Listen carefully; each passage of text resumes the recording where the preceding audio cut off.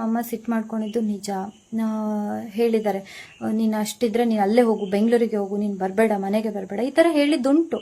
ನಾನು ಅಷ್ಟು ಟೆನ್ಷನಲ್ಲಿ ಫುಲ್ ಹತ್ತು. ಯಾಕಂದರೆ ಕೋಆರ್ಡಿನೇಟರು ಸಪೋರ್ಟ್ ಮಾಡ್ತಾ ಇಲ್ಲ, ಈ ಕಡೆ ಇವ್ರು ಡೈರೆಕ್ಟರ್ನವರು ಇದು ಮಾಡ್ತಾ ಇಲ್ಲ, ಬ್ಲಾಕ್ ಮಾಡಿ ಇಟ್ಟಿದ್ದಾರೆ ನಮ್ಮನ್ನು. ನನಗೆ ಬೇರೆ ಯಾರು ಇದರಿಂದಲೂ ಸಪೋರ್ಟ್ ಇಲ್ಲದೆ ಇರೋ ಆವಾಗ ನಾನು ಈ ಥರ ಡೈರೆಕ್ಟ್ರಿಗೆ ಮೆಸೇಜ್ ಮಾಡಿದ್ದೇನೆ. ಡೈರೆಕ್ಟರ್ ವೈಫಿಗೆ ಮಾಡಿದ್ದೇನೆ, ಮ್ಯಾನೇಜರ್ಗೂ ಮಾಡಿದ್ದೇನೆ. ಅವರು ಅಷ್ಟು ಧೈರ್ಯ ಇದ್ರೆ ಅದನ್ನೆಲ್ಲ ತೆಗಿಲಿ. ಅವ್ರು ಬಂದು, ನಾನು ಹೇಳ್ತಾ ಇರೋದು, ಅವ್ರು ಇವಾಗ ಮುಂದೆ ಬಂದು ಮಾತಾಡ್ತಾ ಇದ್ದಾರೆ ಗೊತ್ತಾ, ಬ್ಲೇಮ್ ಮಾಡ್ತಾ ಇದ್ದಾರೆ. ಅವ್ರು ಅಷ್ಟು ಧೈರ್ಯ ಇದ್ರೆ ನನ್ನ ಇದ್ರದ್ದೆಲ್ಲ ತೆಗಿಲಿ. ಯಾಕಂದ್ರೆ ಐ ಆಮ್ ಸೋ ಸಾರಿ, ನಂಗೆ ಅದನ್ನ ಪ್ರೂಫ್ ಕೊಡ್ಲಿಕ್ಕೆ ಆಗುದಿಲ್ಲ. ಯಾಕಂದ್ರೆ ನಂದು ಹಳೆ ಮೊಬೈಲ್ ಇತ್ತು, ಇದೇ ಮೊಬೈಲ್ ಯೂಸ್ ಮಾಡ್ತಿದ್ದದ್ದು ನಾನು.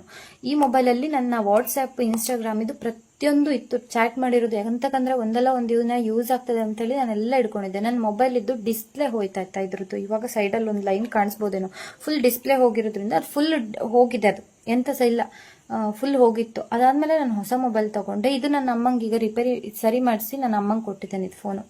ಬಟ್ ಅದು ಚಾಟಿಂಗ್ ಏನಿತ್ತು ಅದೆಲ್ಲ ಹೋಗಿದೆ.